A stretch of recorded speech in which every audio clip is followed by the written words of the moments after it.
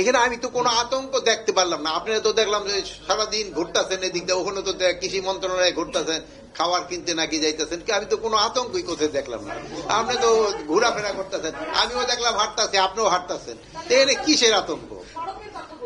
ও সড়কে সড়কের আমি তো দুজনের ভিতরেই ছিলাম আজকে, সড়ক তো আমরা দেখি নাই, সড়কও কোনো আতঙ্ক নাই। আমি তো সড়ক দিয়ে আসছি, আপনিও সড়ক দিয়ে আসছেন। আমার তো মানে কোন রকমের ছোটখাটো দিয়ে একটা যে ঘটনা ঘটতেছে, এটা তো আপনারও জানেন, আমিও জানি যে ঘটনা। আমি গতকাল বরিশাল থেকে আসছি, মাদারীপুর যে জায়গাটা একটু বেশি ডিফিকাল্ট জায়গা, মাদারীপুর, শরীয়তপুর, ফরিদপুর, গোপালগঞ্জ, এই চারটা ডিস্ট্রিক্টে তাদের নিয়েও আমি গতকালকে কথা হয়েছে। ওই জায়গায় বড় ধরনের কোনো কিছু নাই। অনেক সময় দুই একটা হয় কি, আজকাল ওই যে করাত আছে, ইলেকট্রিক করাত, ওই কেটে গাছটা কেটে ফালাই দেয়, ওইটার মানে ফালাইতে বেশি সময় লাগে না, কিন্তু বাট এটার ওখান থেকে সরাই যাবার অনেক সময় লাগে, যেহেতু এগুলি তো আবার হাইওয়ে টাইপের রাস্তা, সাথে সাথে হয়ে যায়। আর প্লাস আর কালকে আসার সময় দেখলাম মাদারীপুরে এবং এই ভাঙ্গায় মানে দুইটা পলিটিক্যাল পার্টি দেখলাম বড় ধরনের একটা শোডাউনও হচ্ছে। কালকে ওরকম তো আমি ওরকম কোন দেখি না। আমি আস্তে আস্তে তো রাত হয়ে গেছিল। তো ছোটখাটোতে আবার ধরেন যে অনেক জায়গায় এই যে কি বলে ককটেল ফকটেল ফাটাচ্ছে, এতে আপনাকে সহযোগিতা। এবার কিন্তু লোকগুলি যারা ফাটাচ্ছে তারাই ধরা পড়ে যাচ্ছে, এতে আপনারাও হেল্প করতেছেন, এই জন্য আপনাকে ধন্যবাদ।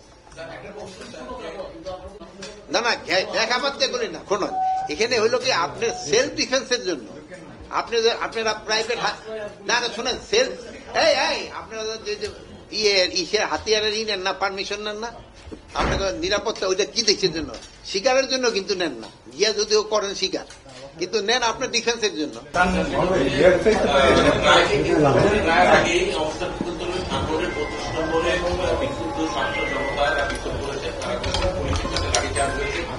বিভিন্ন ভিডিওর মাধ্যমে দেখা গেছে যে পুলিশকেও মারধর করা হচ্ছে, একজন সেনাবাহিনীর সদস্য আহত হয়েছেন বলে বিভিন্ন ভিডিও সামনে যারা এসব করছে। আপনি বলেছেন যে মব কন্ট্রোলে চলে আসছে প্রায়, এই ক্ষেত্রে যারা করছে তাদের ক্ষেত্রে আপনাদের আইনের ব্যবস্থা নেবেন? মানে আপনি বললেন যে একটা ট্রুপস আহত হয়েছে, পুলিশ আহত হয়েছে, তো আইনানুগ ব্যবস্থা না নিলে তারা কিভাবে আহত হইল? মানে এই তো তারাও তো আবার এটা প্রতিহত করছে, মানে আইনানুগ ব্যবস্থা তো নেওয়া হচ্ছে। তাকে এই ক্ষেত্রে আমি আপনাকে অনুরোধ করবো, এই আমাদের ছেলে পেয়েদের, যেহেতু এরা কিন্তু আমাদেরই ছেলে মেয়ে, আমাদের তাদের একটু করা দরকার, যে বলা দরকার, ভাই তোমরা এইগুলি করো না, বাবা এইগুলি তোমাকে করা দরকার নেই, তোমরা স্কুল কলেজে আছে ওখানে পড়াশোনা করো। এটা দেখার জন্য আমরা আছি, আমরা দেখবো।